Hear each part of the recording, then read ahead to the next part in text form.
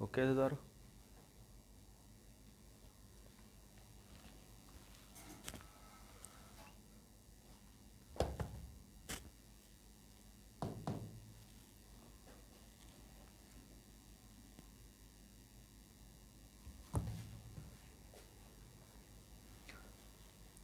ਤਾਂ ਸਤਿ ਸ਼੍ਰੀ ਅਕਾਲ ਵੀ ਸਾਰਿਆਂ ਨੂੰ। ਤਾਂ ਇੱਕ ਵਾਰ ਫਿਰ ਅਸੀਂ ਅੱਜ ਇਸ ਕਲਾਸ ਦੇ ਵਿੱਚ ਸਾਈਕੋਲੋਜੀ ਦੀ ਨੈਕਸਟ ਥਿਊਰੀ ਪੜ੍ਹਾਂਗੇ ਆਪਾਂ। ਪਿਛਲੇ ਦਿਨੀ ਅਸੀਂ ਬੇਸਿਕਲੀ 2 ਥਿਊਰੀਜ਼ ਪੜ੍ਹ ਚੁੱਕੇ ਹਾਂ। ਟ੍ਰਾਇਲ ਐਂਡ ਐਰਰ, ਜਿਸ ਦੇ ਵਿੱਚ ਥੌਰਨਡਾਈਕ ਸਾਨੂੰ ਕਹਿੰਦਾ ਕਿ ਇਨਸਾਨ ਗਲਤੀਆਂ ਕਰ ਕਰਕੇ ਸਿੱਖਦਾ। ਉਹ ਯਤਨ ਕਰਦਾ ਰਹਿੰਦਾ, ਗਲਤੀ ਕਰਦਾ, ਫਿਰ ਗਲਤੀਆਂ ਨੂੰ ਹੌਲੀ ਹੌਲੀ ਉਹ ਦੂਰ ਕਰ ਦਿੰਦਾ ਅਤੇ ਫਿਰ ਉਹ ਇੱਕ ਸਟੇਜ ਆਉਂਦੀ ਆ ਕਿ ਉਹ ਗਲਤੀਆਂ ਨੂੰ ਦੂਰ ਕਰਦਾ ਕਰਦਾ ਸਾਰੀਆਂ ਗਲਤੀਆਂ ਨੂੰ ਦੂਰ ਕਰ ਦਿੰਦਾ। ਅੱਛੇ ਜਿਹੜੇ ਸਹੀ ਰਿਸਪੌਂਸਿਸ ਨੇ ਉਹਨਾਂ ਨੂੰ ਬਣਾ ਕੇ ਰੱਖਦਾ ਅਤੇ ਉਹਦੀ ਲਰਨਿੰਗ ਹੋ ਜਾਂਦੀ ਹੈ। ਸੈਕਿੰਡ ਐਕਸਪੈਰੀਮੈਂਟ ਦੇ ਵਿੱਚ ਅਸੀਂ ਗੱਲ ਕੀਤੀ, ਕੋਲਰ ਦੇ ਐਕਸਪੈਰੀਮੈਂਟ ਦੇ ਵਿੱਚ, ਕਿ ਜੋ ਇਨਸਾਈਡ ਲਰਨਿੰਗ ਥਿਊਰੀ ਦੀ ਗੱਲ ਕਰਦਾ ਕਿ ਇਨਸਾਨ ਕਦੇ ਵਾਰ-ਵਾਰ ਕੋਸ਼ਿਸ਼ਾਂ ਕਰਕੇ ਨਹੀਂ ਸਿੱਖਦਾ, ਇਨਸਾਨ ਤਾਂ ਆਪਦੇ ਦਿਮਾਗ ਨਾਲ ਪਲਾਨ ਕਰਕੇ ਸਿੱਖਦਾ। ਸੰਪੂਰਨਤਾ ਨੂੰ ਦੇਖਦਾ, ਉਹਨਾਂ 'ਚ ਚੀਜ਼ਾਂ ਜੋ ਨੇ ਉਹਨਾਂ ਨੂੰ ਦੇਖਦਾ, ਨਵੇਂ ਰੂਪ 'ਚ ਉਹਨਾਂ ਨੂੰ ਵਰਤਦਾ ਅਤੇ ਸਿੱਖ ਜਾਂਦਾ, ਸਫਲਤਾ ਪ੍ਰਾਪਤ ਕਰਦਾ।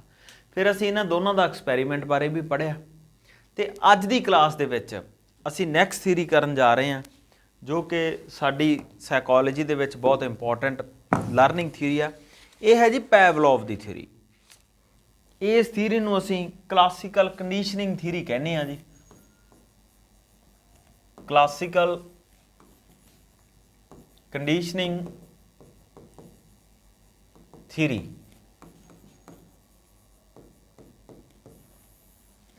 ਪੈਵਲੋਵ ਨੇ ਇਹ ਥਿਊਰੀ ਦਿੱਤੀ ਹੈ ਜੀ। ਤਾਂ ਅੱਜ ਅਸੀਂ ਇਸ ਥਿਊਰੀ ਬਾਰੇ ਪੜ੍ਹਾਂਗੇ। ਇਸ ਥਿਊਰੀ ਨੂੰ ਜਾਣਨ ਤੋਂ ਪਹਿਲਾਂ ਇੱਕ ਤੁਸੀਂ ਡੈਫੀਨੇਸ਼ਨ ਜਾਂ ਇਹਨੂੰ ਐਕਸਪਲੇਨ ਕਰਨ ਲਈ ਕੁਛ ਲਿਖਣਾ, ਅਸੀਂ ਪਹਿਲਾਂ ਉਹਨੂੰ ਲਿਖੀਏ, ਫਿਰ ਅਸੀਂ ਇਸ ਕਨਸੈਪਟ ਨੂੰ ਪੜ੍ਹਦੇ ਹਾਂ।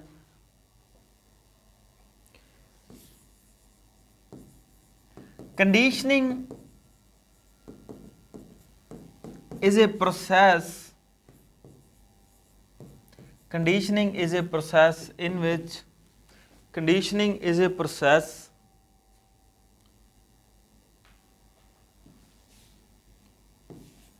by which artificial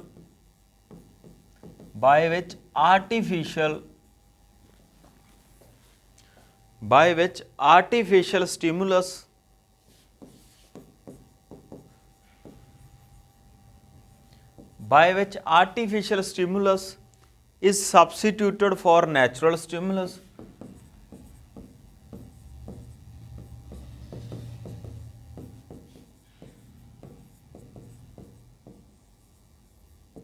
For natural stimulus, ਇਹਨੂੰ ਆਪਾਂ ਐਕਸਪਲੇਨ ਕਰਾਂਗੇ, don't worry. For natural stimulus to elicit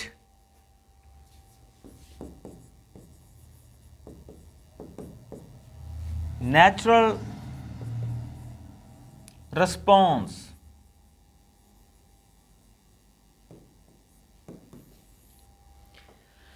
ਇਸ ਡੈਫੀਨੇਸ਼ਨ ਨੂੰ ਤੁਸੀਂ ਅੱਛੇ ਤਰੀਕੇ ਨਾਲ ਪੜ੍ਹਨਾ। ਕੰਡੀਸ਼ਨਿੰਗ ਤਾਂ ਪਹਿਲਾਂ ਤਾਂ ਮੈਂ ਤੁਹਾਨੂੰ ਸਿੰਪਲ ਭਾਸ਼ਾ 'ਚ ਇਸ ਕਨਸੈਪਟ ਨੂੰ ਆਪਾਂ ਸਮਝਾਂਗੇ ਕਿ ਪੈਵਲੋਵ ਇਸ ਥਿਊਰੀ ਦੇ ਵਿੱਚ ਕੀ ਕਹਿਣ ਦੀ ਕੋਸ਼ਿਸ਼ ਕਰ ਰਿਹਾ ਕਿ ਇਨਸਾਨ ਜਾਂ ਬੱਚੇ ਕਿਸ ਤਰੀਕੇ ਨਾਲ ਸਿੱਖਦੇ ਨੇ।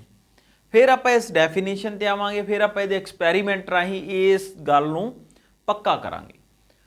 ਤਾਂ ਜੀ ਦੇਖੋ, ਜਿਵੇਂ ਥੌਰਨਡਾਈਕ ਯਤਨ ਕਰਕੇ, ਗਲਤੀਆਂ ਨੂੰ ਦੂਰ ਕਰਕੇ, ਪੱਕੀਆਂ ਚੀਜ਼ਾਂ ਨੂੰ ਰੱਖ ਕੇ, ਵਾਰ-ਵਾਰ ਐਕਸਰਸਾਈਜ਼ ਅਭਿਆਸ ਕਰਕੇ ਸਿੱਖਣ ਦੀ ਗੱਲ ਕਰਦਾ। ਕੋਹਲਰ ਦਿਮਾਗ ਨਾਲ ਵਿਉਂਤਬੰਦੀ ਕਰਕੇ ਸਿੱਖਣ ਦੀ ਗੱਲ ਕਰਦਾ, ਹੋਲਨੈਸ ਦੀ ਗੱਲ ਕਰਦਾ। ਉਸੇ ਤਰੀਕੇ ਨਾਲ ਪੈਵਲੋਵ ਆ ਜਾਓ। ਪੈਵਲੋਵ ਕਹਿੰਦਾ ਕਿ ਇਨਸਾਨ ਸਿੱਖਦਾ ਹੀ ਤਾਂ ਕਿ ਉਹਨੂੰ ਕੰਡੀਸ਼ਨ ਦੇ ਵਿੱਚ ਪਾਇਆ ਜਾਵੇ। ਇਨਸਾਨ ਨੂੰ ਸਿਖਾਉਣ ਲਈ ਇੱਕੋ ਚੀਜ਼ ਜ਼ਰੂਰੀ ਆ, ਉਹ ਹੈ ਕੰਡੀਸ਼ਨ। ਮੰਨ ਲਓ ਵੀ ਤੁਸੀਂ ਡਿਸਿਪਲਿਨ ਸਿਖਾਉਣਾ ਇਨਸਾਨ ਨੂੰ, ਤਾਂ ਕੰਡੀਸ਼ਨ ਬਣਾਉਣੀ ਪਊਗੀ ਤੁਹਾਨੂੰ, ਇੱਕ ਸਿਚੁਏਸ਼ਨ ਆਲੇ ਦੁਆਲੇ ਸਿਰਜਣੀ ਪਊਗੀ। ਕੰਡੀਸ਼ਨ ਦੇ ਵਿੱਚ ਪਾ ਕੇ ਸਿਖਾਉਣ ਨੂੰ ਹੀ ਕਲਾਸੀਕਲ ਕੰਡੀਸ਼ਨਿੰਗ ਥਿਊਰੀ ਦਾ ਨਾਮ ਦਿੱਤਾ ਪੈਵਲੋਵ ਨੇ। ਉਹ ਕਹਿੰਦਾ ਵੀ ਇਨਸਾਨ ਕੰਡੀਸ਼ਨ ਦੇ ਵਿੱਚ ਪੈ ਕੇ ਸਿੱਖਦਾ। ਫੋਰ ਐਗਜ਼ਾਮਪਲ, ਤੁਹਾਡੀ ਕੰਡੀਸ਼ਨਿੰਗ ਹੋ ਜਾਂਦੀ ਆ। ਫਿਰ ਉਹ ਚੀਜ਼ ਤੁਹਾਡੇ ਨਾਲ ਪੱਕੇ ਤੌਰ ਤੇ ਰਹਿੰਦੀ ਆ, ਕਦੇ ਅਲੋਪ ਵੀ ਹੋ ਜਾਂਦੀ ਆ, ਉਹ ਦੁਬਾਰੇ ਵੀ ਆ ਸਕਦੀ ਹੈਗੀ, ਰਿਕਵਰੀ ਵੀ ਹੋ ਸਕਦੀ ਉਹਦੀ। ਮੰਨ ਲਓ ਵੀ ਕਿਸੇ ਬੱਚੇ ਨੂੰ ਡਿਸਿਪਲਿਨ ਸਿਖਾਉਣਾ ਤੁਸੀਂ, ਕਿ ਟੀਚਰ ਜਦੋਂ ਕਲਾਸ 'ਚ ਆਉਂਦਾ ਉਹਦੇ ਹੀ ਰਿਸਪੈਕਟ ਦੇ ਵਿੱਚ ਖੜਾ ਹੋਣਾ, ਤਾਂ ਬੱਚੇ ਨੂੰ ਇਹ ਚੀਜ਼ ਸਿਖਾਈ ਜਾਂਦੀ ਹੈ, ਡੇਲੀ ਰੈਪੀਟੀਸ਼ਨ ਤੇ ਉਹ ਚੀਜ਼ ਕਰੀ ਜਾਂਦੀ ਆ। ਬੱਚੇ ਜਦੋਂ ਕਲਾਸ 'ਚ ਆਉਂਦੇ ਨੇ ਖੜੇ ਹੁੰਦੇ ਨੇ, ਟੀਚਰ ਕਲਾਸ 'ਚ ਆਉਂਦਾ ਬੱਚੇ ਖੜੇ ਹੋ ਜਾਂਦੇ ਨੇ, ਹੈ ਨਾ। ਤਾਂ ਅੰਤ ਬੱਚੇ ਦੀ ਇੰਨੀ ਕੁ ਕੰਡੀਸ਼ਨਿੰਗ ਹੋ ਜਾਂਦੀ ਆ ਕਿ ਬੱਚਾ ਭਾਵੇਂ ਟੀਚਰ ਦੇ ਬਦਲੇ ਕੋਈ ਹੋਰ ਵੀ ਆ ਜੇ ਕਲਾਸ ਦੇ ਵਿੱਚ, ਕੋਈ ਕਿਸੇ ਦਾ ਪੇਰੈਂਟਸ ਆ ਜੇ, ਕੁਝ ਹੋਰ ਆ ਜੇ, ਤਾਂ ਬੱਚਾ ਭੁਲੇਖੇ 'ਚ ਖੜਾ ਹੋ ਜਾਂਦਾ। ਵਾਰੀ ਜਦੋਂ ਟੀਚਰ ਆਉਂਦਾ ਉਹ ਖੜਾ ਹੋ ਜਾਂਦਾ, ਮਤਲਬ ਕਿ ਉਹਦੀ ਇੱਕ ਕੰਡੀਸ਼ਨਿੰਗ ਬਣ ਜਾਂਦੀ ਹੈ, ਕੰਡੀਸ਼ਨ ਬਣ ਜਾਂਦੀ ਹੈ। ਤਾਂ ਇਸ ਥਿਊਰੀ ਦੇ ਵਿੱਚ ਕੀ ਆ ਕਿ ਕੰਡੀਸ਼ਨ ਦੇ ਵਿੱਚ ਬੱਚੇ ਨੂੰ ਪਾ ਕੇ ਸਿਖਾਉਣ ਦੀ ਗੱਲ ਕੀਤੀ ਜਾਂਦੀ ਹੈ। ਠੀਕ ਹੈ ਜੀ। ਜਿਵੇਂ ਕਿ ਇੱਕ ਆਰਮੀ ਮੈਨ, ਇੱਕ ਆਰਮੀ ਵਾਲੇ ਬੰਦੇ ਨੂੰ ਡਿਸਿਪਲਨ ਜਿਹੜਾ ਉਹਨੂੰ ਕੰਡੀਸ਼ਨ ਦੇ ਵਿੱਚ ਪਾ ਕੇ ਟ੍ਰੇਨਿੰਗ ਸਮੇਂ ਸਿਖਾਇਆ ਜਾਂਦਾ, ਉਹ ਡਿਸਿਪਲਨ ਉਹ ਤਾਂ ਉਮਰ ਆਪਦੇ ਨਾਲ ਰੱਖਦਾ, ਹੈ ਨਾ। ਇਹ ਕੰਡੀਸ਼ਨਿੰਗ ਆ ਜੀ, ਇਹ ਕੰਡੀਸ਼ਨਿੰਗ ਆ। ਸਕੂਲ ਦੇ ਵਿੱਚ ਤੁਹਾਨੂੰ ਡਿਸਿਪਲਨ ਸਿਖਾਏ ਜਾਂਦੇ ਆ, ਤੁਹਾਨੂੰ ਪੜ੍ਹਨਾ ਸਿਖਾਇਆ ਜਾਂਦਾ, ਤੁਹਾਨੂੰ ਆਦਤਾਂ ਸਿਖਾਈਆਂ ਜਾਂਦੀਆਂ, ਉਹ ਕੀ ਆ, ਉਹ ਕੰਡੀਸ਼ਨਿੰਗ ਹੈ। ਇੱਕ ਤੁਹਾਨੂੰ ਕੰਡੀਸ਼ਨ, ਸਕੂਲ ਇੱਕ ਕੰਡੀਸ਼ਨ ਆ, ਉਹਦੇ 'ਚ ਪਾ ਕੇ ਤੁਹਾਨੂੰ ਸਿਖਾਇਆ ਜਾਂਦਾ ਗਾ। ਬੜੀਆਂ ਸਾਰੀਆਂ ਐਸੀਆਂ ਚੀਜ਼ਾਂ ਨੇ ਜੋ ਤੁਹਾਨੂੰ ਸਿਚੁਏਸ਼ਨ ਕ੍ਰੀਏਟ ਕਰਕੇ ਉਹਦੇ 'ਚ ਪਾ ਕੇ ਸਿਖਾਈਆਂ ਜਾਂਦੀਆਂ ਨੇ। ਕੁਛ ਚੀਜ਼ਾਂ, ਕਈ ਗੱਲਾਂ, ਜਿਵੇਂ ਕਿ ਆਰਮੀ ਮੈਨ ਦੀ ਆਪਾਂ ਐਗਜ਼ਾਮਪਲ ਲੈਤੀ ਆ, ਕਿ ਇੱਕ ਆਰਮੀ ਦੇ ਵਿੱਚ ਇੱਕ ਬੰਦੇ ਨੂੰ ਲੜਨਾ ਸਿਖਾਉਣਾ ਸੀ, ਆਰਮੀ ਮੈਨ ਨੂੰ ਲੜਨਾ ਸਿਖਾਉਣਾ। ਹੁਣ ਉਹਦੇ ਲਈ ਅਸਲੀ ਸਿਚੁਏਸ਼ਨ ਥੋੜ੍ਹਾ ਨਾ ਤਿਆਰ ਕੀਤੀ ਜਾ ਸਕਦੀ ਆ, ਕਿ ਅਸਲੀ ਜੰਗ ਥੋੜ੍ਹਾ ਨਾ ਲਾਈ ਜਾ ਸਕਦੀ ਆ ਕਿ ਉਹ ਲੜਨਾ ਸਿੱਖ ਸਕੇ। ਤਾਂ ਉਹਦੇ ਲਈ ਕੀ ਆ ਕਿ ਉਹਦੇ ਲਈ ਆਰਟੀਫਿਸ਼ੀਅਲ ਕੰਡੀਸ਼ਨ ਤਿਆਰ ਕੀਤੀ ਜਾਂਦੀ ਹੈ, ਡੰਮੀ, ਨਕਲੀ। ਤਾਂ ਆਰਮੀ ਮੈਨ ਨੂੰ ਨਕਲੀ ਲੜਾਈ, ਉਹ ਫੌਜੀ ਪ੍ਰੈਕਟਿਸ ਕਰਦੇ ਆ ਨਾ, ਤਾਂ ਉਹ ਨਕਲੀ ਲੜਾਈ ਕਰਦੇ ਨੇ ਪਰ ਸਿੱਖਦੇ ਅਸਲੀ ਨੇ। ਤਾਂ ਇਹਨੂੰ ਅਸੀਂ ਆਰਟੀਫਿਸ਼ੀਅਲ ਕੰਡੀਸ਼ਨ ਬੋਲ ਦਿੰਦੇ ਆਂਗੇ, ਜਿਸ ਦੇ ਵਿੱਚ ਰਿਸਪੌਂਸ ਤਾਂ ਸਾਨੂੰ ਨੈਚੁਰਲ ਆਊਗਾ ਪਰ ਕੰਡੀਸ਼ਨ ਆਰਟੀਫਿਸ਼ੀਅਲ ਹੋਊਗੀ। ਉਹਦੇ ਬਾਰੇ ਅੱਗੇ ਗੱਲ ਕਰਾਂਗੇ। ਤਾਂ ਮੋਟਾ ਜੇ ਆਪਾਂ ਗੱਲ ਕਰੀਏ ਤਾਂ ਪੈਵਲੋਵ ਇੱਕ ਕੰਡੀਸ਼ਨ, ਹਾਲਾਤ ਸਿਰਜ ਕੇ ਉਹਨਾਂ ਹਾਲਾਤਾਂ ਦੇ ਵਿੱਚ ਬੱਚੇ ਨੂੰ ਪਾ ਕੇ ਸਿਖਾਉਣ ਦੀ ਗੱਲ ਕਰਦਾ। ਗੱਲ ਸਮਝ ਗਏ ਜੀ। ਤਾਂ ਤੁਸੀਂ ਦੇਖੋ ਇਹ ਡੈਫੀਨੇਸ਼ਨ ਕੀ ਕਹਿੰਦੀ ਆ। ਡੈਫੀਨੇਸ਼ਨ ਤੋਂ ਪਹਿਲਾਂ ਆਪਾਂ ਇਹਦਾ ਇੱਕ ਐਕਸਪੈਰੀਮੈਂਟ ਪੜਾਂਗੇ, ਫਿਰ ਇਸ ਡੈਫੀਨੇਸ਼ਨ ਨੂੰ ਅੱਛੇ ਤਰੀਕੇ ਨਾਲ ਸਮਝਾਂਗੇ। ਪਹਿਲੀ ਗੱਲ ਜੀ, ਜਿਹੜਾ ਪੈਵਲੋਵ ਨੇ ਐਕਸਪੈਰੀਮੈਂਟ ਕੀਤਾ ਉਹ ਡੌਗ ਤੇ ਕੀਤਾ ਜੀ। ਪੈਵਲੋਵ ਕੀ ਕਰਦਾ ਕਿ ਇੱਕ ਡੌਗ ਨੂੰ ਇੱਕ ਮਸ਼ੀਨ ਨੂੰ ਮੈਂ ਇੱਕ ਯੰਤਰ ਦੇ ਵਿੱਚ ਫਿੱਟ ਕਰਦਾ, ਤੁਸੀਂ ਦੇਖ ਰਹੇ ਹੋ, ਹੈ ਨਾ। ਡੌਗ ਦੇ ਮੂੰਹ ਦੇ ਵਿੱਚ ਇੱਕ ਪਾਈਪ ਫਿੱਟ ਕਰ ਦਿੰਦਾ ਜੀ, ਇੱਕ ਲਾਰਵਾ ਉਹਦਾ ਜਾਣਨ ਲਈ। ਡੌਗ ਦੇ ਮੂੰਹ ਦੇ ਵਿੱਚ ਇੱਕ ਪਾਈਪ ਫਿੱਟ ਕਰ ਦਿੰਦਾ ਤੇ ਡੌਗ ਦੇ ਸਾਹਮਣੇ ਕੀ ਫੂਡ ਰੱਖ ਦਿੱਤਾ ਜਾਂਦਾ ਜੀ। ਡੌਗ ਦੇ ਸਾਹਮਣੇ ਫੂਡ ਰੱਖ ਦਿੱਤਾ ਜਾਂਦਾ, ਡੌਗ ਨੂੰ ਭੁੱਖਾ ਰੱਖਿਆ ਜਾਂਦਾ। ਤਾਂ ਜਿਵੇਂ ਹੀ ਡੌਗ ਫੂਡ ਦੇਖਦਾ, ਠੀਕ ਹੈ ਜੀ, ਉਹ ਤਾਂ ਇਸ ਸਿਸਟਮ ਦੇ ਵਿੱਚ ਉਹਦੇ ਸਾਹਮਣੇ ਫੂਡ ਰੱਖਿਆ ਗਿਆ, ਤਾਂ ਡੌਗ ਦੇ ਮੂੰਹ ਚੋਂ ਲਾਰਵਾ ਨਿਕਲ ਕੇ ਉਹ ਇੱਕ ਜਾਰ ਦੇ ਵਿੱਚ ਪੈ ਜਾਂਦਾ ਗਾ। ਠੀਕ ਹੈ ਜੀ। ਤੇ ਉਸ ਜਾਰ ਦੇ ਵਿੱਚ ਜਦੋਂ ਲਾਰਵਾ ਪੈਂਦਾ, ਡੌਗ ਜਿਹੜਾ ਸਾਹਮਣੇ ਫੂਡ ਰੱਖਿਆ ਜਾਂਦਾ ਉਹਨੂੰ ਮਾਪ ਲਿਆ ਜਾਂਦਾ। ਇੱਕ ਗੱਲ ਹੋ ਗਈ। ਇਸ ਪਹਿਲੇ ਸਟੈਪ ਦੇ ਵਿੱਚ, ਐਕਸਪੈਰੀਮੈਂਟ ਦੇ ਵਿੱਚ, ਫੂਡ ਆ ਜਿਹੜਾ ਉਹ ਨੈਚੁਰਲ ਸਟੀਮੂਲਸ ਹੁੰਦਾ, ਉਤੇਜਕ ਆਪਾਂ ਗੱਲ ਕੀਤੀ ਆ, ਕੁਦਰਤੀ ਆ। ਇਹ ਤਾਂ ਖਾਣੇ ਨੂੰ ਦੇਖ ਕੇ ਤਾਂ ਆਪਣੇ ਵੀ ਲਾਲਾਂ ਡਿੱਗ ਪੈਂਦੀਆਂ, ਹੈ ਨਾ। ਨੈਚੁਰਲ ਸਟੀਮੂਲਸ ਆ ਤੇ ਇਹਦਾ ਰਿਸਪੌਂਸ ਕੀ ਹੋਇਆ? ਲਾਰਵਾ ਵੀ ਨੈਚੁਰਲ ਰਿਸਪੌਂਸ ਆ, ਹੈ ਨਾ। ਨੈਚੁਰਲ ਰਿਸਪੌਂਸ ਆ ਲਾਰਵਾ, ਨੈਚੁਰਲ ਸਟੀਮੂਲਸ ਦੇ ਬਦਲੇ ਨੈਚੁਰਲ ਰਿਸਪੌਂਸ ਆ ਗਿਆ। ਤਾਂ ਇਹ ਸਿੰਪਲ SR ਹੋ ਗਿਆ, ਮਤਲਬ ਕਿ ਫੂਡ ਕੁਦਰਤੀ ਉਤੇਜਕ ਆ ਤੇ ਉਸ ਦੇ ਅਗੇਂਸਟ ਕੁਦਰਤੀ ਪ੍ਰਤੀਕਿਰਿਆ ਵੀ ਆ ਗਈ, ਲਾਰਵਾ ਲਾਲਾਂ ਡਿੱਗਣ ਲੱਗ ਗਈਆਂ ਡੌਗ ਦੀਆਂ। ਪਰ ਨੈਕਸਟ ਸਟੈਪ ਦੇ ਵਿੱਚ ਪੈਵਲੋਵ ਕੀ ਕਰਦਾ ਕਿ ਉਹ ਫੂਡ ਰੱਖਣ ਤੋਂ ਪਹਿਲਾਂ ਇੱਕ ਬੈਲ ਵਜਾਉਂਦਾ ਤੇ ਫਿਰ ਫੂਡ ਰੱਖਦਾ। ਐਸੇ ਤਰੀਕੇ ਨਾਲ ਉਹ ਇਸ ਚੀਜ਼ ਨੂੰ ਰਿਪੀਟ ਕਰਦਾ ਕਈ ਵਾਰੀ। ਉਹ ਬੈਲ ਵਜਾਉਂਦਾ, ਫੂਡ ਰੱਖਦਾ, ਡੌਗ ਉਹਨੂੰ ਦੇਖਦਾ, ਡੌਗ ਦਾ ਲਾਰਵਾ ਬਾਹਰ ਆਉਂਦਾ, ਉਹਨੂੰ ਨੋਟ ਕਰ ਲਿਆ ਜਾਂਦਾ। ਉਹ ਬੈਲ ਵਜਾਉਂਦਾ, ਫੂਡ ਰੱਖਦਾ, ਡੌਗ ਦਾ ਲਾਰਵਾ ਬਾਹਰ ਆਉਂਦਾ, ਉਹਨੂੰ ਨੋਟ ਕਰ ਲਿਆ ਜਾਂਦਾ। ਇਹ ਰੈਪੀਟੀਸ਼ਨ 'ਤੇ ਕੀਤਾ ਜਾਂਦਾ। ਜਦੋਂ ਡੌਗ ਦੀ ਕੰਡੀਸ਼ਨਿੰਗ ਹੋ ਜਾਂਦੀ ਆ, ਉਹਦੀ ਆਦਤ ਬਣ ਜਾਂਦੀ ਆ, ਫਿਰ ਇੱਕ ਵਾਰੀ ਕੀ ਕੀਤਾ ਜਾਂਦਾ ਕਿ ਫੂਡ ਆ ਜਿਹੜਾ ਉਹ ਰੱਖਿਆ ਹੀ ਨਹੀਂ ਜਾਂਦਾ, ਸਿਰਫ ਕੱਲੀ ਬੈਲ ਹੀ ਵਜਾਈ ਜਾਂਦੀ ਆ। ਜਦੋਂ ਕੱਲੀ ਬੈਲ, ਹੁਣ ਡੌਗ ਦੀ ਆਦਤ ਬਣ ਚੁੱਕੀ ਹੈ ਕਿ ਬੈਲ ਤੋਂ ਬਾਅਦ ਤਾਂ ਫੂਡ ਆਉਂਦਾ, ਤਾਂ ਡੌਗ ਨੇ ਕੱਲੀ ਬੈਲ ਤੇ ਹੀ ਲਾਰਵਾ ਬਾਹਰ ਕੱਢਤਾ ਤੇ ਸੇਮ ਮਾਤਰਾ ਦੇ ਵਿੱਚ ਲਾਰਵਾ ਆਇਆ। ਇੱਥੋਂ ਸਾਨੂੰ ਪੈਵਲੋਵ ਕੀ ਕਹਿੰਦਾ ਕਿ ਉਹਨੇ ਨੈਚੁਰਲ ਸਟਿਮੂਲਸ ਨੂੰ ਆਰਟੀਫਿਸ਼ੀਅਲ ਸਟਿਮੂਲਸ ਦੇ ਨਾਲ ਬਦਲਤਾ, ਪਰ ਰਿਸਪੌਂਸ ਸੇਮ ਆਇਆਗਾ। ਤਾਂ ਇਸ ਐਕਸਪੈਰੀਮੈਂਟ ਦੇ ਵਿੱਚ ਸਾਨੂੰ ਪੈਵਲੋਵ ਇਹੀ ਗੱਲ ਕਹਿ ਰਿਹਾ, ਉਹ ਕਹਿੰਦਾ ਵੀ ਤੁਸੀਂ ਕੰਡੀਸ਼ਨ ਕ੍ਰੀਏਟ ਕਰ ਦਿਓ, ਉਸ ਕੰਡੀਸ਼ਨ ਦੇ ਵਿੱਚ ਬੱਚੇ ਨੂੰ ਬਿਠਾਓ, ਉਹਨੂੰ ਪੜ੍ਹਾਓ, ਜਿਹੜੀ ਉਹਦੀ ਲਰਨਿੰਗ ਹੋਊਗੀ ਉਹ ਤਾਂ ਅਸਲੀ ਹੋਊਗੀ, ਕੰਡੀਸ਼ਨ ਤੁਸੀਂ ਆਰਟੀਫਿਸ਼ੀਅਲ ਕ੍ਰੀਏਟ ਕਰ ਦਿਓ। ਠੀਕ ਹੈ ਜੀ, ਇਹੀ ਕਲਾਸੀਕਲ ਕੰਡੀਸ਼ਨਿੰਗ ਹੈਗੀ ਆ ਕਿ ਬੱਚੇ ਨੂੰ ਕੰਡੀਸ਼ਨ ਬਣਾ ਕੇ ਉਹਦੇ ਵਿੱਚ ਪੜ੍ਹਾਉਣਾ, ਕੰਡੀਸ਼ਨ ਦੇ ਥਰੂ ਪੜ੍ਹਾਉਣਾ।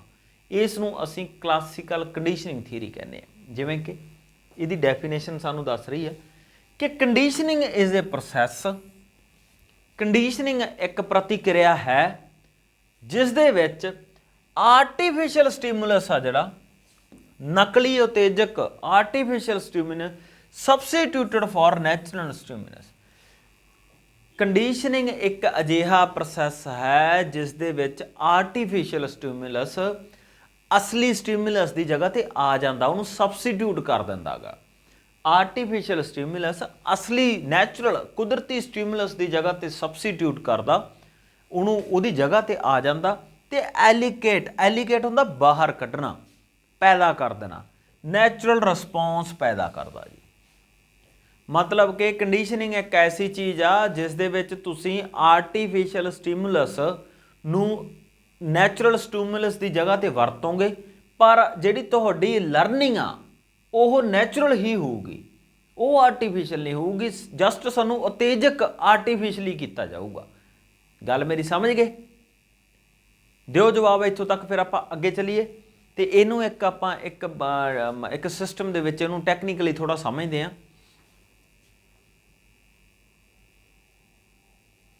ਠੀਕ ਹੈ ਜੀ, ਤਾਂ ਹੁਣ ਜੇ ਤੁਸੀਂ ਇੱਥੇ ਦੇਖੋਗੇ, ਆਪਾਂ ਇਹਦੇ ਪ੍ਰੋਸੈਸ ਨੂੰ ਸਮਝਦੇ ਹਾਂ ਕਿ ਇਸ ਥਿਊਰੀ ਦੇ ਵਿੱਚ ਕੀ ਕਹਿਣ ਦੀ ਕੋਸ਼ਿਸ਼ ਕਰ ਰਿਹਾ। ਇੱਥੇ ਤੁਸੀਂ ਇਸ ਨਾਲ ਥੋੜਾ ਇਹਨੂੰ ਅੱਛੇ ਤਰੀਕੇ ਨਾਲ ਸਮਝ ਪਾਓਗੇ। ਜਿਵੇਂ ਕਿ ਤੁਸੀਂ ਦੇਖੋ ਕਿ ਪਹਿਲੀ ਗੱਲ ਤਾਂ ਕਲੀਅਰ ਆ ਕਿ ਇਹ ਸਟਿਮੂਲਸ ਰਿਸਪੌਂਸ ਥਿਊਰੀ ਆ, ਸਟਿਮੂਲਸ ਰਿਸਪੌਂਸ ਥਿਊਰੀ ਆ, ਕਿਉਂਕਿ ਸਿੱਧੀ ਜੀ ਗੱਲ ਆ, ਡੌਗ ਦੇ ਮੂਹਰੇ ਫੂਡ ਰੱਖਿਆ, ਉਸ ਫੂਡ ਨੂੰ ਦੇਖ ਕੇ ਉਹਨੇ ਲਾਰਵਾ ਕੱਢਤਾ, ਤਾਂ ਸਿੰਪਲ ਆ, ਸਟਿਮੂਲਸ ਰਿਸਪੌਂਸ ਥਿਊਰੀ ਹੈ ਇਹ, ਹਨਾ।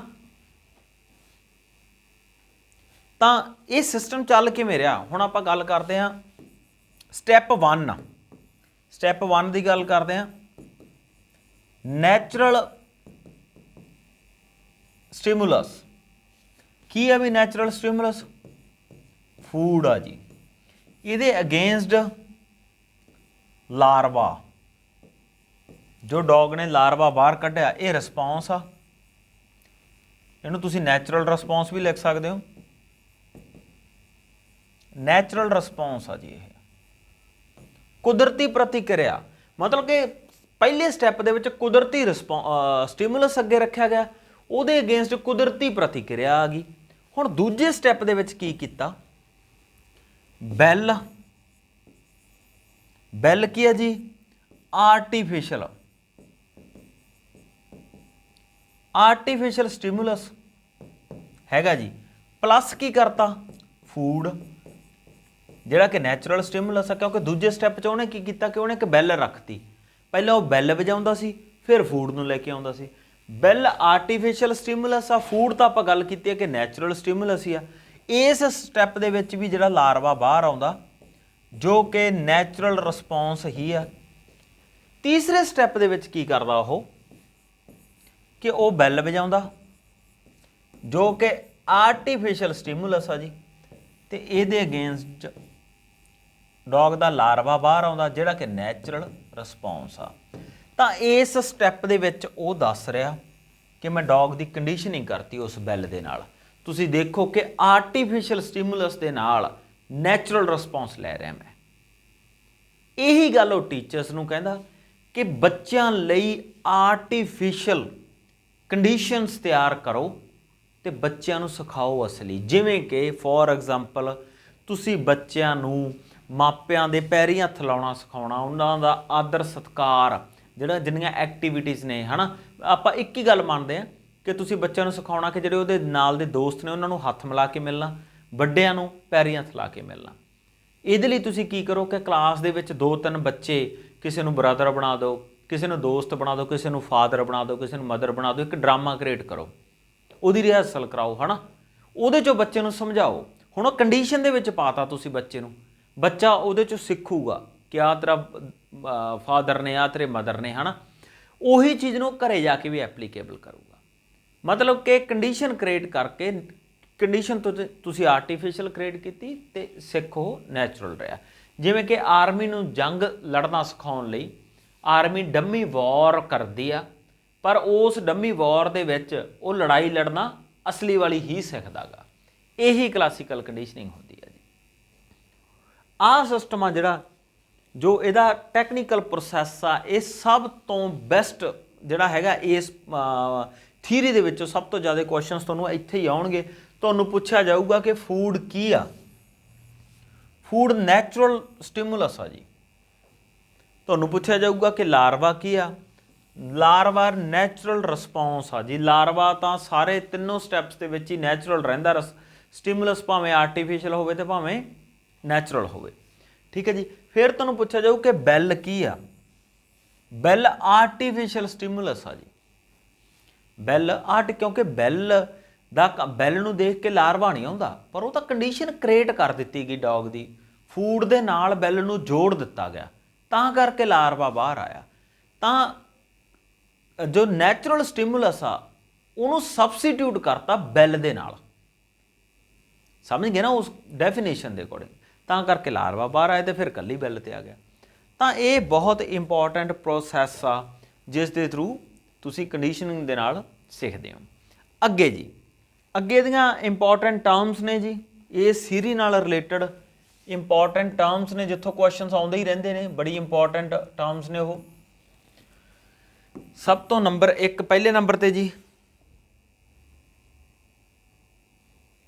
ਕੁਛ ਕੁ ਜ਼ਰੂਰੀ ਚੀਜ਼ਾਂ ਨੇ ਜੀ ਇਸ ਥਿਊਰੀ ਦੇ ਅਕੋਰਡਿੰਗ, ਜਿਵੇਂ ਕਿ ਬਾਕੀ ਤਾਂ ਹੈਗੀਆਂ ਹੀ ਹੈਗੀਆਂ ਜ਼ਰੂਰੀ, ਜਿਵੇਂ ਆਪਾਂ ਨੀਡ, ਮੋਟੀਵੇਸ਼ਨ ਵਗੈਰਾ, ਉਹ ਤਾਂ ਆਪਾਂ ਗੱਲ ਪਹਿਲਾਂ ਹੀ ਕੀਤੀ ਆ, ਨੀਡ ਮੋਟੀਵੇਸ਼ਨ ਵਗੈਰਾ ਦੀ, ਤਾਂ ਉਹ ਤਾਂ ਹਰ ਥਿਊਰੀ 'ਚ ਨੇ।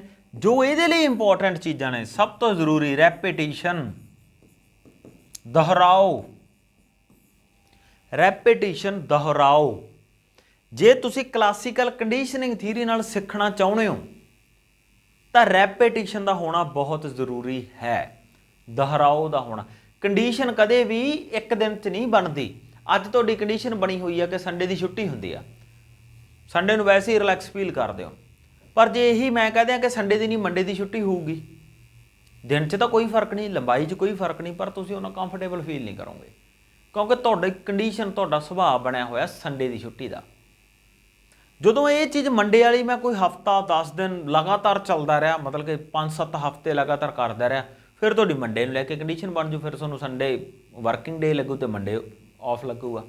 ਤਾਂ ਕੰਡੀਸ਼ਨ ਬਣਨ ਲਈ ਦੁਹਰਾਓ ਦਾ ਹੋਣਾ ਜ਼ਰੂਰੀ ਹੈ, ਟੁੱਟਣ ਲਈ ਵੀ ਦੁਹਰਾਓ ਦਾ ਹੋਣਾ ਜ਼ਰੂਰੀ ਹੈ।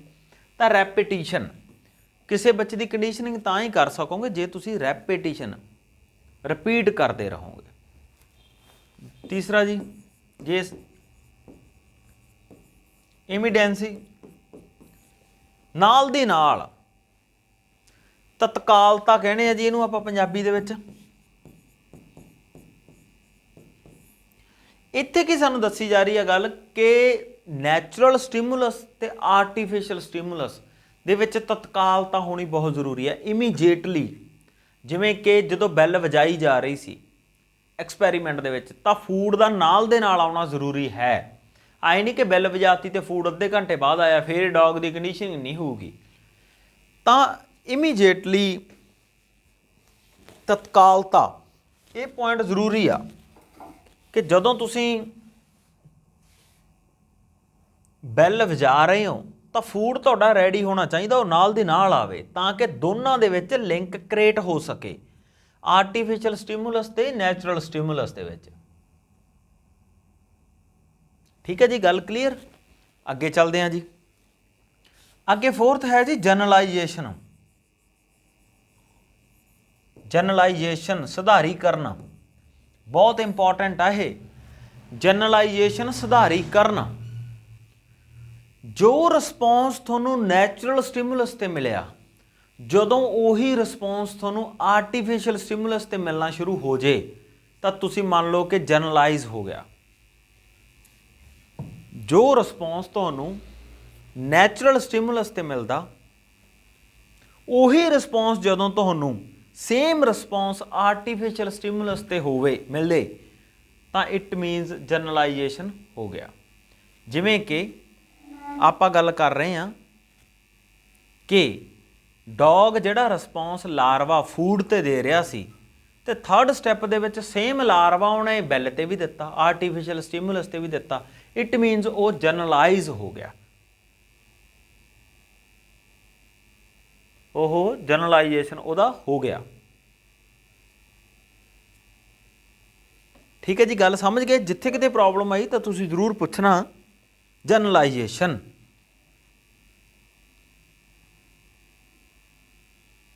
ठीक है जी।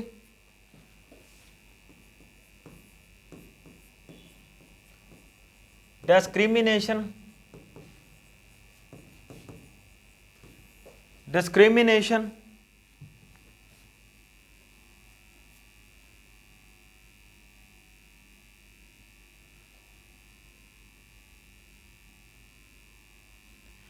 यह भी बहुत इंपॉर्टेंट टर्म आ जी। इस टर्म दे विच की कहंदा पैवलोव,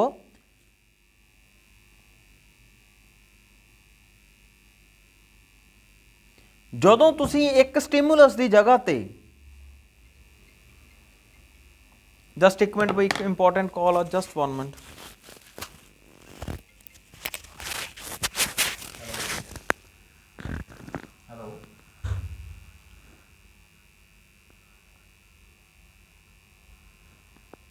हाँ यही ये कार 280 नंबर की नहीं है ना।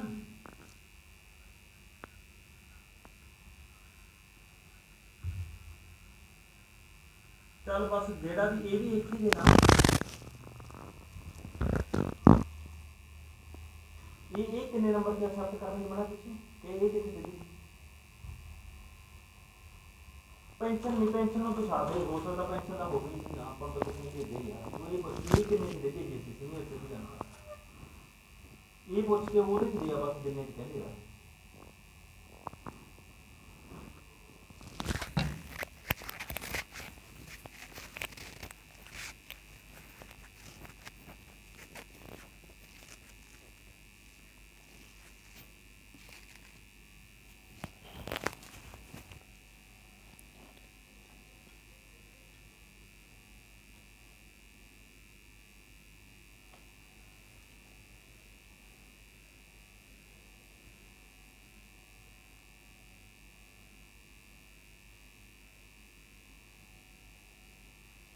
हाँ जी, अगे डिस्क्रिमिनेशन तो यह की है जी कि जदों एक स्टिमुलस की जगह ते दूसरा स्टिमुलस आ जाता पर रिस्पॉन्स सेम रहिंदा, उदों डिस्क्रिमिनेट कहा जाता उस चीज़ नूं। जदों एक जिवें कि जदों आपां फूड नूं कढ लिया तो बैल नूं उहदी जगह ते रखता, मतलब कि उहदी जगह लै आए आपां, सबसीट्यूट करता आपां ओरिजिनल जां नैचुरल स्टिमुलस नूं आर्टिफिशियल स्टिमुलस दे नाल, पर रिस्पॉन्स सेम रहा, तो वो ये कंडीशन आ, इस टर्म दे नाल असीं उहनूं डिफाइन करते हैं। नैक्सट जी अगे एक्सटिंक्शन।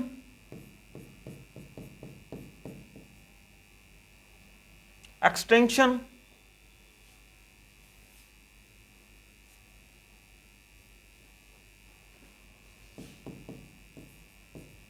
ये हुंदा जी अलोप हो जाना, अलोप हो जाना। इस जिमें कि आप पहला पढ़ चुके हैं कि इस थीरी दे विच दोहराओ बहुत जरूरी है, रैपीटिशन। जे तुसी रैपीटिशन छड्ड दोगे, रैपीटिशन करना छड्ड दोगे, दोहराओ करना छड्ड दोगे, तो हौली हौली वो सिੱਖਿਆ ਹੋਇਆ ਤੁਹਾਡਾ अलोप होण लग जाऊगा। जिमें कि ਜੇ ਉਹ ਬੈਲ ਭਾਵੇਂ ਕਿ ਫੂਡ ਦੀ ਜਗ੍ਹਾ ਤੇ ਜਦੋਂ ਬੈਲ ਵਜਾਈ ਗਈ ਤਾਂ ਲਰਨਿੰਗ ਤਾਂ ਹੋਈ, ਮਤਲਬ ਕਿ ਡੌਗ ਨੇ ਰਿਸਪੌਂਸ ਤਾਂ ਦਿੱਤਾ, ਪਰ ਕਿੰਨੇ ਕੁ ਵਾਰੀ ਰਿਸਪੌਂਸ ਦੇਊਗਾ? ਜੇ ਹੁਣ ਤੁਸੀਂ ਫੂਡ ਰੱਖ ਹੀ ਨਹੀਂ ਰਹੇ, ਬੈਲ ਹੀ ਵਜਾਈ ਜਾਂਦੇ ਬੈਲ ਹੀ, ਉਹਦਾ ਰਿਸਪੌਂਸ ਆਉਣਾ ਬੰਦ ਹੋ ਜੂ, ਐਕਸਟਿੰਕਸ਼ਨ ਹੋ ਜੂ, ਖਤਮ ਹੋ ਜੂਗਾ ਉਹ, ਹੈ ਨਾ। ਜਾਂ ਫਿਰ ਇਹ ਗੱਲ ਆ ਕਿ ਇਸ ਸਿਸਟਮ ਦੇ ਵਿੱਚ ਤੁਸੀਂ ਦੁਹਰਾਉਣਾ ਹੀ ਬੰਦ ਕਰਤਾ, ਉਹਨੂੰ ਖਤਮ ਹੋ ਜੂਗਾ ਉਹ ਚੀਜ਼। ਜਿਵੇਂ ਕਿ ਅਕਸਰ ਹੀ ਆਪਾਂ ਦੇਖਦੇ ਹਾਂ ਨਾ ਕਿ ਆਪਾਂ ਆਪਦੀ ਕੰਡੀਸ਼ਨ ਬਣਾਈ ਕਿ ਆਪਾਂ ਸਵੇਰੇ ਜਲਦੀ ਉੱਠ ਕੇ ਪੜ੍ਹਨਾ ਸ਼ੁਰੂ ਕੀਤਾ 5 ਵਜੇ, ਲਗਾਤਾਰ ਆਪਾਂ ਪੜ੍ਹ ਰਹੇ ਹਾਂ 20-25 ਦਿਨ ਪੜ੍ਹੇ, ਸਾਡੀ ਆਦਤ ਬਣ ਗਈ, ਸਾਨੂੰ ਹੁਣ ਅਲਾਰਮ ਲਾਉਣ ਦੀ ਵੀ ਜ਼ਰੂਰਤ ਨਹੀਂ ਹੈਗੀ, ਅਸੀਂ ਆਪਣੇ ਆਪ ਉੱਠ ਰਹੇ ਹਾਂ ਬਿਨਾਂ ਅਲਾਰਮ ਤੋਂ। ਪਰ 5 ਦਿਨ ਹਫ਼ਤਾ ਅਸੀਂ ਫੇਰ ਨਹੀਂ ਉੱਠੇ, ਤਾਂ ਤੁਹਾਡੀ ਬਣਾਈ ਹੋਈ ਕੰਡੀਸ਼ਨਿੰਗ ਹੈ ਜਿਹੜੀ ਉਹ ਖਤਮ ਹੋ ਜੂਗੀ, ਐਕਸਟਿੰਕਸ਼ਨ ਉਹਨੂੰ ਬੋਲਦੇ ਹਾਂ ਅਸੀਂ। ਜਦੋਂ ਤੁਸੀਂ ਜੋ ਸਿੱਖਿਆ ਉਹ ਅਲੋਪ ਹੋ ਜਾਂਦਾ ਗਾ। ਜਿਵੇਂ ਕਿ ਜਦੋਂ ਤੁਸੀਂ ਲਗਾਤਾਰ ਹਿੰਦੀ ਭਾਸ਼ਾ ਨੂੰ 10th ਤੱਕ ਪੜ੍ਹਦੇ ਰਹੇ ਤਾਂ ਤੁਹਾਨੂੰ ਵਧੀਆ ਆਉਂਦੀ ਸੀ, ਉਦੋਂ ਬਾਅਦ ਤੁਸੀਂ ਉਸ ਭਾਸ਼ਾ ਨੂੰ ਵਰਤਣਾ ਛੱਡਤਾ, ਰੈਪੀਟੀਸ਼ਨ 'ਤੇ ਲਿਆਉਣਾ ਛੱਡਤਾ, ਅੱਜ ਤੁਸੀਂ ਇੱਕ ਸਿੱਖੀ ਸਿਖਾਈ ਭਾਸ਼ਾ ਨੂੰ ਖਤਮ ਕਰਤਾ। ਠੀਕ ਹੈ ਜੀ, ਅੱਗੇ ਜੀ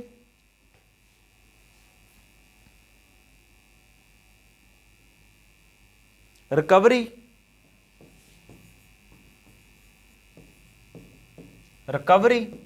ਇੱਥੇ ਇਹ ਚੀਜ਼ ਕਹੀ ਜਾ ਰਹੀ ਆ ਕਿ ਭਾਵੇਂ ਜਿਵੇਂ ਮੈਂ ਹਿੰਦੀ ਵਾਲੀ ਗੱਲ ਕੀਤੀ ਆ ਕਿ ਤੁਸੀਂ ਇੱਕ ਸਿੱਖੀ ਸਿਖਾਈ ਭਾਸ਼ਾ ਨੂੰ ਛੱਡਤਾ, ਪਰ ਜੇ ਤੁਸੀਂ ਅੱਜ ਉਸ ਨੂੰ ਦੁਬਾਰਾ ਕੰਟੀਨਿਊ ਕਰੋਗੇ, ਰੈਪੀਟੇਸ਼ਨ ਦੇ ਵਿੱਚ ਉਹਨੂੰ ਪੜ੍ਹਨਾ ਸ਼ੁਰੂ ਕਰੋਗੇ ਜਾਂ ਸਿੱਖਣਾ ਸ਼ੁਰੂ ਕਰੋਗੇ, ਤਾਂ ਰਿਕਵਰ ਹੋ ਜਾਓਗੇ ਤੁਸੀਂ ਜਲਦੀ। ਇਹ ਚੀਜ਼ ਹੁੰਦੀ ਆ, ਜਿਹੜੀ ਚੀਜ਼ ਕੰਡੀਸ਼ਨ ਦੇ ਵਿੱਚ ਰਹਿ ਕੇ ਤੁਸੀਂ ਸਿੱਖੀ ਆ ਤੇ ਕੰਡੀਸ਼ਨ ਖਤਮ ਕਰਤੀ, ਉਹ ਹੌਲੀ ਹੌਲੀ ਅਲੋਪ ਹੋ ਰਹੀ ਆ, ਪਰ ਦੁਬਾਰਾ ਫੇਰ ਜੇ ਤੁਸੀਂ ਉਸ ਨੂੰ ਰੈਪੀਟੇਸ਼ਨ 'ਤੇ ਲੈ ਆਓਗੇ ਤਾਂ ਰਿਕਵਰੀ ਵੀ ਹੋ ਜਾਂਦੀ ਹੈਗੀ। ਤਾਂ ਰਿਕਵਰੀ ਦੇ ਵਿੱਚ ਅਸੀਂ ਇਹੀ ਗੱਲ ਕਹਿ ਰਹੇ ਹਾਂ ਕਿ ਤੁਸੀਂ ਕਿਸੇ ਸਿੱਖੀ ਹੋਈ ਚੀਜ਼ ਜੋ ਐਕਸਟੈਂਸ਼ਨ ਹੋ ਚੁੱਕੀ ਆ, ਜੋ ਅਲੋਪ ਹੋ ਚੁੱਕੀ ਆ, ਉਹਨੂੰ ਤੁਸੀਂ ਦੁਬਾਰਾ ਵੀ ਲਿਆ ਸਕਦੇ ਹੋ, ਉਹਨੂੰ ਤੁਸੀਂ ਰਿਕਵਰ ਕਰ ਸਕਦੇ ਹੋਗੇ। ਠੀਕ ਹੈ ਜੀ, ਤਾਂ ਇਹਦੀਆਂ ਇੰਪੋਰਟੈਂਟ ਟਰਮਸ ਨੇ ਰੈਪੀਟੀਸ਼ਨ, ਇਮੀਡੈਂਸੀ ਜਾਂ immediately, generalisation, discrimination, extension, recovery. ਜੇ ਇੱਥੇ ਕੋਈ ਪ੍ਰੋਬਲਮ ਹੈ ਤਾਂ ਤੁਸੀਂ ਜ਼ਰੂਰ ਦੱਸੋ, ਫਿਰ ਆਪਾਂ ਅੱਗੇ ਚੱਲੀਏ।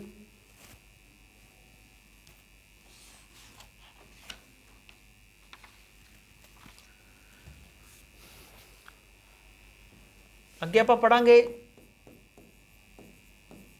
Education implication.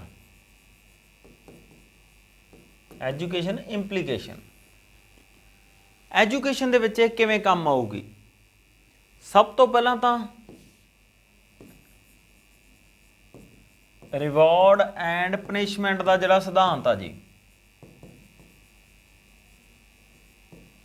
Reward and punishment the theory ਆ ਜਿਹੜੀ, ਉਹਦੇ 'ਚ ਇਹ ਬਹੁਤ ਇੰਪੋਰਟੈਂਟ ਆ। Reward and punishment the theory ਦਾ ਮਤਲਬ ਕੀ ਆ ਕਿ ਜਦੋਂ ਤੁਸੀਂ ਬੱਚਿਆਂ ਨੂੰ ਪੜ੍ਹਾਓਗੇ ਨਾ, ਬੱਚੇ ਕੁਛ ਅੱਛਾ ਕਰ ਰਹੇ ਨੇ, ਉਹਨਾਂ ਨੂੰ ਇਨਾਮ ਜ਼ਰੂਰ ਦਿਓ ਤੇ ਰੈਗੂਲਰਲੀ ਦਿਓ, ਰੈਪੀਟੀਸ਼ਨ 'ਤੇ ਦਿਓ ਜੋ ਬੱਚੇ, ਤਾਂ ਕਿ ਬੱਚਿਆਂ ਦੇ ਵਿੱਚ ਇਹ ਕਨਸੈਪਟ ਪੈਦਾ ਹੋ ਸਕੇ ਕਿ ਜੇ ਅਸੀਂ ਚੰਗਾ ਕਰਦੇ ਹਾਂ ਤਾਂ ਇਨਾਮ ਸਾਨੂੰ ਮਿਲਦਾ ਹੀ ਮਿਲਦਾ। ਤੇ ਉਸੇ ਤਰੀਕੇ ਨਾਲ ਤੁਸੀਂ ਸਜ਼ਾ ਦੇ ਕਨਸੈਪਟ 'ਤੇ ਵੀ ਕਰਨਾ। ਜੇ ਬੱਚਾ ਕੋਈ ਬੁਰੀ ਗੱਲ ਕਰਦਾ, ਚੋਰੀ ਕਰਦਾ, ਉਹਨੂੰ ਇਗਨੋਰ ਨਾ ਕਰੋ ਕਦੇ ਵੀ, ਉਹਨੂੰ ਸਜ਼ਾ ਜ਼ਰੂਰ ਦਿਓ। ਸਜ਼ਾ ਦਾ ਮਤਲਬ ਇੱਥੇ ਕੁੱਟਣਾ ਨਹੀਂ ਹੈ, ਸਜ਼ਾ ਦੇ ਵੀ ਕਈ ਸਾਰੇ ਤਰੀਕੇ ਨੇ, ਉਹ ਨੈਕਸਟ ਥਿਊਰੀ ਦੇ ਵਿੱਚ ਆਪਾਂ ਗੱਲ ਕਰਾਂਗੇ। ਤਾਂ ਉਹਨੂੰ ਸਜ਼ਾ ਜ਼ਰੂਰ ਦਿਓ ਤਾਂ ਕਿ ਉਹਦੇ ਦਿਮਾਗ 'ਚ ਇਹ ਗੱਲ ਰਹੇ ਕਿ ਜਦੋਂ ਵੀ ਮੈਂ ਬੁਰਾ ਕਰੂੰਗਾ ਮੈਨੂੰ ਸਜ਼ਾ ਮਿਲੂਗੀ। ਜੇ ਤੁਸੀਂ ਉਹਨੂੰ 2 ਵਾਰੀ ਇਗਨੋਰ ਕਰਤਾ, ਉਹਨੂੰ ਸਜ਼ਾ ਨਾ ਦਿੱਤੀ, ਉਹਨੂੰ ਨਾ ਟੋਕਿਆ ਰੋਕਿਆ, ਤਾਂ ਬੱਚੇ ਦੀ ਕੰਡੀਸ਼ਨਿੰਗ ਹੀ ਨਹੀਂ ਬਣ ਪਾਊਗੀ। ਉਹਨੂੰ ਲੱਗੂਗਾ ਵੀ ਕਰ ਲਓ, ਕਈ ਵਾਰੀ ਕਿਉਂ, ਇੱਕ ਅੱਧੀ ਵਾਰੀ ਸਜ਼ਾ ਮਿਲਦੀ ਹੈ, ਬਾਕੀ ਤਾਂ ਮਿਲਦੀ ਨਹੀਂ, ਤਾਂ ਉਹਨੂੰ ਖੁੱਲ੍ਹ ਮਿਲ ਜੂਗੀ ਇਸ ਚੀਜ਼ ਦੀ।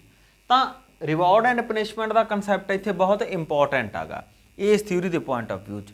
ਜਿਹੜੀਆਂ ਮੋਰਲ ਵੈਲਿਊਜ਼ ਨੇ, ਇਸ ਥਿਊਰੀ ਨਾਲ ਤੁਸੀਂ ਬੱਚਿਆਂ ਨੂੰ ਬਹੁਤ ਅੱਛੀਆਂ ਸਿਖਾ ਸਕਦੇ ਹੋ। ਇਹ ਤੁਹਾਨੂੰ ਡਾਇਰੈਕਟਲੀ ਕੁਐਸਚਨ ਵੀ ਆ ਸਕਦਾ ਕਿ ਬੱਚਿਆਂ ਨੂੰ ਮੋਰਲ ਵੈਲਿਊਜ਼ ਕਿਹੜੀ ਥਿਊਰੀ ਨਾਲ ਸਿਖਾਈਆਂ ਜਾਣ, ਤਾਂ ਤੁਸੀਂ ਸਿੱਧਾ ਕਲਾਸੀਕਲ ਕੰਡੀਸ਼ਨਿੰਗ ਰਾਹੀਂ ਜਾਣਾ।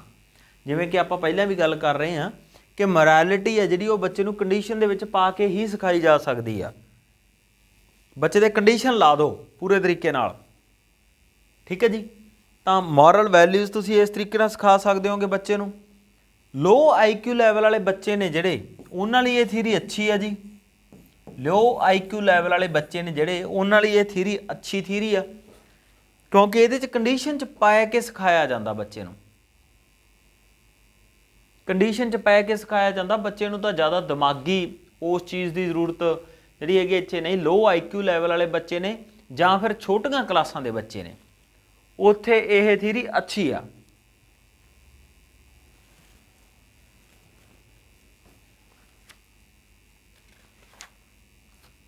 ਠੀਕ ਹੈ ਜੀ।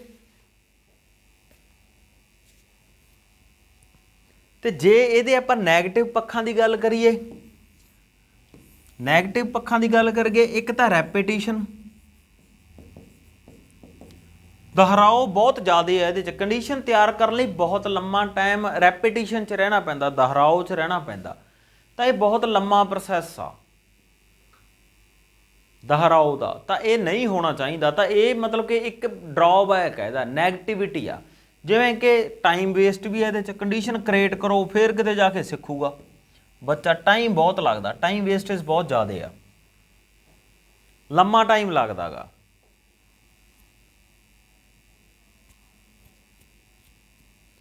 ਤੇ ਹਰ ਉਮਰ ਦੇ ਬੱਚਿਆਂ ਲਈ ਇਹ ਠੀਕ ਨਹੀਂ ਹੈ। ਵੱਡੇ ਬੱਚਿਆਂ ਨੂੰ ਕੰਡੀਸ਼ਨ 'ਚ ਪਾਉਣ ਦੀ ਜ਼ਰੂਰਤ ਹੀ ਨਹੀਂ, ਵੱਡੇ ਤਾਂ ਇਨਸਾਈਡ ਲਰਨਿੰਗ ਨਾਲ ਹੀ ਸਿੱਖ ਜਾਣਗੇ। ਉਹਨਾਂ ਨੂੰ ਸਿੰਪਲ ਜੀ ਗੱਲ ਕਹਿ ਦਿਓ ਕਿ ਭਾਈ ਐਂ ਨਹੀਂ ਐਂ ਕਰਨਾ, ਵੱਡਿਆਂ ਦਾ ਸਤਿਕਾਰ ਕਰਨਾ, ਤਾਂ ਉਹ ਕਰ ਦੇਣਗੇ।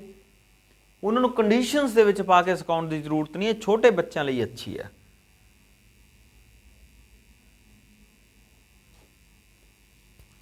ਨੈਗੇਟਿਵ ਦੇ ਵਿੱਚ ਇਹ ਵੀ ਹੈ ਜੀ, ਕਈ ਵਾਰੀ ਐਕਸਟਰਨਲ ਬੈਰੀਅਰਸ ਆ ਜਾਂਦੇ ਨੇ ਜੀ।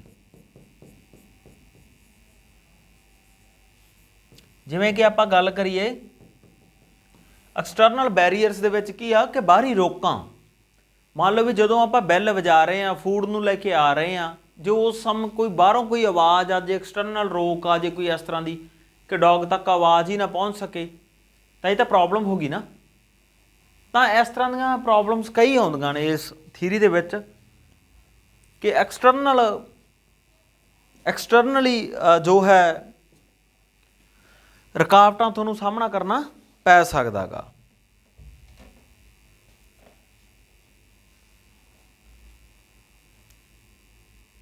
ਠੀਕ ਹੈ ਜੀ।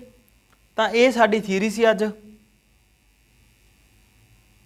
ਬੇਸਿਕਲੀ ਐਜੂਕੇਸ਼ਨ ਇੰਪਲੀਕੇਸ਼ਨ ਦੇ ਵਿੱਚੋਂ ਜਦੋਂ ਤੁਸੀਂ ਕਿਸੇ ਦੀਆਂ ਆਦਤਾਂ ਬਣਾਉਣੀਆਂ ਨੇ, ਮੋਰੈਲਿਟੀ ਉਹਨਾਂ ਨੂੰ ਦੇਣੀ ਆ, ਉਹਨਾਂ ਕਨਸੈਪਟਸ ਦੇ ਵਿੱਚ ਇਹ ਥਿਊਰੀ ਬਹੁਤ ਅੱਛੀ ਆ। ਪੈਵਲੋਵ ਨੇ ਦਿੱਤੀ ਹੈ ਥਿਊਰੀ, ਤਾਂ ਕੰਡੀਸ਼ਨ ਦੇ ਵਿੱਚ ਪਾ ਕੇ ਸਿੱਖਣ ਦੀ ਗੱਲ ਕਰ ਰਿਹਾ ਹੈ। ਠੀਕ ਹੈ ਜੀ। ਤਾਂ ਅੱਜ ਦੇ ਇਸ ਲੈਕਚਰ ਦੇ ਵਿੱਚ ਇਹ ਥਿਊਰੀ ਸਾਡੀ ਖਤਮ ਹੁੰਦੀ ਹੈ ਜੀ।